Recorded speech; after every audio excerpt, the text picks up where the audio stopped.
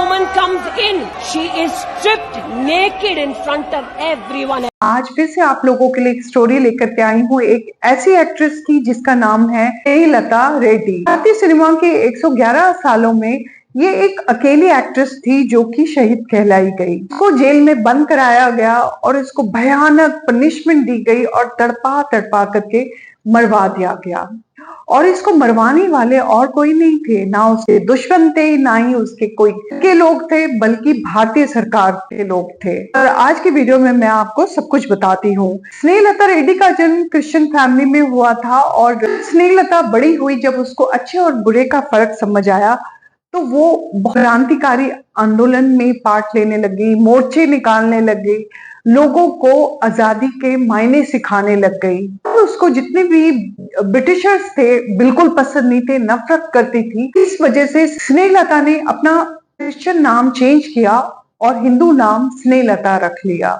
और जब स्नेहलता का कॉलेज खत्म हुआ, क्योंकि वो बहुत ज्यादा ड्रामा वगैरह में भी पार्ट लेती थी, तो स्नेहलता ने एक ऐसी ड्रामा कंपनी ज्वाइन की थी जो कि बहुत ज्यादा फेमस थी। और उसी ड्रामा कंपनी में कन्नड़ मूवी के डायरेक्टर पट्टाभी रेड्डी भी आते थे। पट्टाभी रेड्डी जो भी मूवीज बनाते थे उसमें आर्टिस्ट जो लेते थे वो उसी थिएटर ग्रुप से ही लेते थे। तो एक बार जब पट्टाभी रेड्डी आते हैं वहां पे, अचानक ही उनकी नजर स्नेहलता पे पड़ती है और पहली ही नजर में पट्टाभी रेड्डी स्नेहलता को दिल दे चुके होते हैं। उनको वो इतनी पसंद आती है कि वो उससे बात किए बगैर रह नहीं सकते। वो उसके पास जाती हैं, उससे बातें करते हैं। पट्टाभी रेड्डी और स्नेहलता धीरे धीरे मिलने लगते हैं आपस में। और फिर जब कुछ टाइम के बाद उनके रिलेशन इतने धीरे धीरे बढ़ते चले गए तो उन्होंने डिसाइड किया कि वो अब शादी कर लेंगे, क्योंकि पट्टाभी रेड्डी और स्नेहलता के जो विचार थे आपस में बिल्कुल मिलते थे। पट्टाभी रेड्डी भी क्रांतिकारी विचारों के थे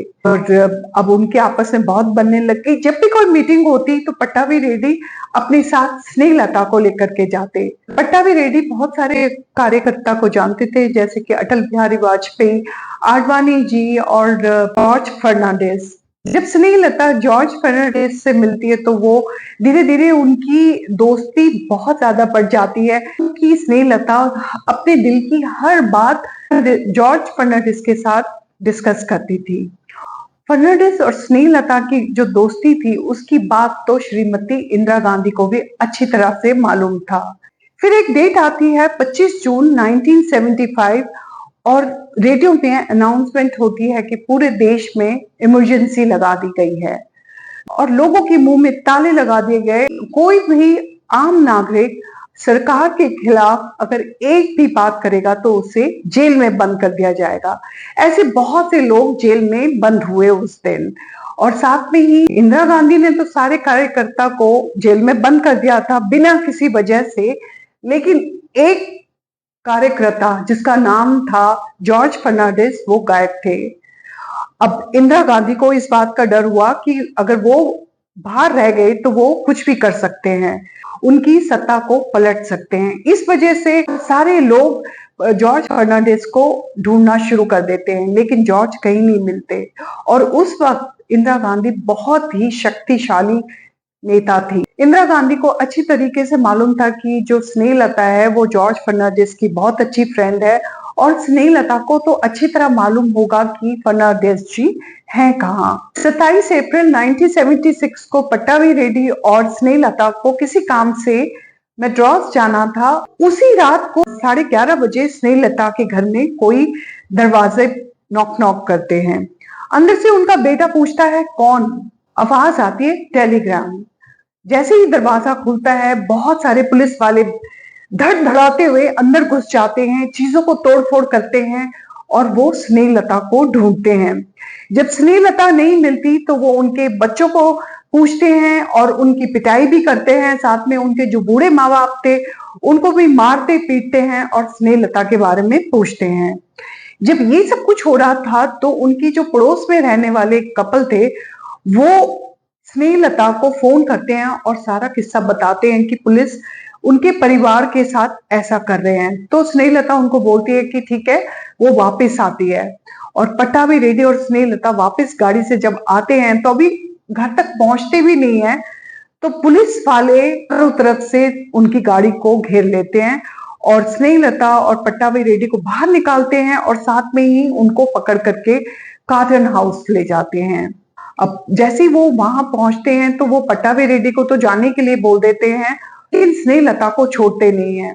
जब पट्टाभी रेड्डी आ जाते हैं, एक दिन गुजरता है, 2 दिन गुजरता है, तो वो बहुत घबरा जाते हैं। उनको वो सोचते हैं कि स्नेहलता का क्या हो रहा होगा, तो वो तीसरे दिन वापस कार्टन हाउस जाते हैं स्नेहलता को देखने के लिए। लेकिन जैसे ही वो वहां पहुंचते हैं तो वहां पे ताला लगा होता है। तो वो आसपास के लोगों से पता करते हैं तो पता चलता है कि स्नेहलता को बेंगलोर के सेंट्रल जेल में ले जाया गया है। और वहां पे जब वो जाते हैं तो स्नेहलता से किसी को भी मिलने नहीं दिया जाता है।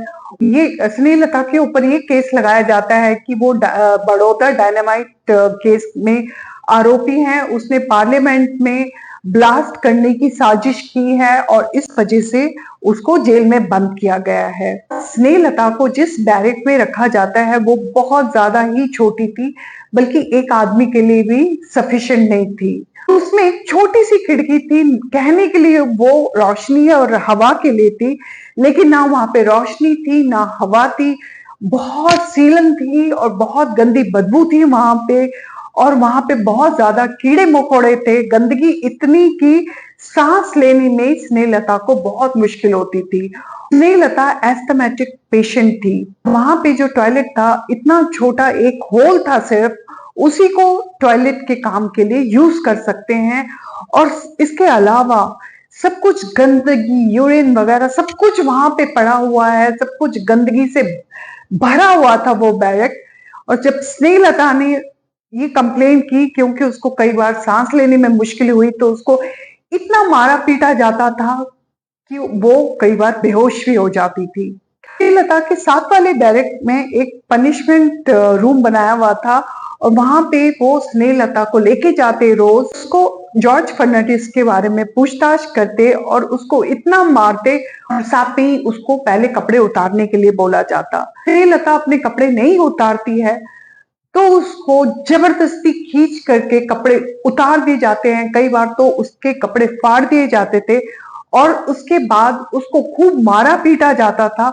साथ में ही जो पुलिस वाले थे, वो एक नहीं थे, बहुत सारे पुलिस वाले, वो उसको घेर के देखते, उसकी हंसी उड़ाते और साथ में ही उसको जलती हुई सिगरेट से उसकी बॉडी में निशान लगाते। जब स्नेहलता चिल्लाती, रोती, दर्द से तड़पती और जमीन में गिर जाती तो पुलिस वाले उसको ठोकर मार मार के फुटबॉल समझ करके खेलते। और इसके अलावा इतनी भयानक पनिशमेंट देते कि मोमबत्ती के वैक्स से भी उसकी बॉडी को जलाते, और कई बार तो उसको वो उसी हालत में बिना कपड़ों के उसके बैरक के अंदर फेंक देते थे। और खाने के लिए उसको जानवरों जैसे भी गंदा खाना दिया जाता था। ये सिलसिला रोज चलता था।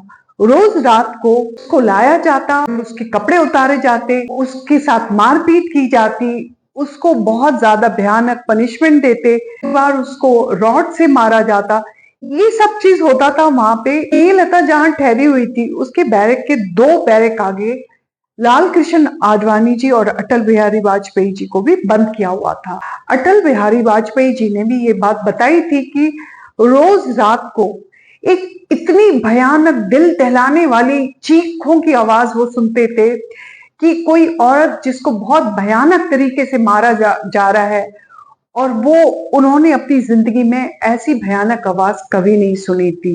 अब विंटर आ जाता है, स्नेहलता को गर्म कपड़े भी नहीं दिए जाते थे विंटर में, और साथ में ही रोज रात को जो पुलिस वालों ने अपना एक कार्यक्रम बना लिया था, स्नेहलता को मारना पीटना, उसको न्यूट करना, कपड़े फाड़ देना, अब तो और भी भयानक सजा हो गई थी। राइस वाटर होता है, अब स्नेहलता के ऊपर रोज रात को डालते थे। फिर भी स्नेहलता को तो कुछ मालूम ही नहीं था कि जॉर्ज फर्नांडिस कहाँ है। तो स्नेहलता के साथ सब कुछ हो रहा था, वो किसी और ने नहीं, इंदिरा गांधी जी करवा रही थी।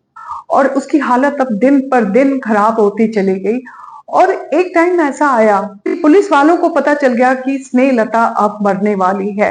जब ये बात प्रधानमंत्री जी के कानों में पहुंची तो उन्होंने उसको पेरोल में छोड़ने के लिए आदेश दे दिया। 15 जनवरी 1977 में स्नेहलता को पेरोल पे छोड़ा गया, लेकिन चार्जशीट में उसका नाम बिल्कुल भी नहीं था।